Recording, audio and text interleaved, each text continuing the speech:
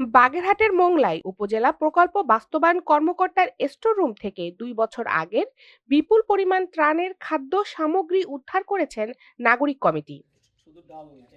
১৭ই ফেব্রুয়ারি সোমবার দুপুরে বস্তা ও কার্টুনে উদ্ধার হওয়া এইসব ত্রাণ সামগ্রীর মধ্যে রয়েছে চাল, ডাল, চিনি, চিড়া, গুড়, স্যালাইন ও বিস্কুট। গেল ঘূর্ণিঝড় রিমেলে দুর্গতদের জন্য এইসব খাদ্য সামগ্রী সরকারের বরাদ্দ দেওয়া ছিল, কিন্তু সেই সময় তা বন্টন না করে আত্মসাতের উদ্দেশ্যে গোপনে মজুত করে রাখা হয়েছিল বলে অভিযোগ। এছাড়াও শীতে বিতরণের জন্য আসা কম্বলও উদ্ধার করা হয়।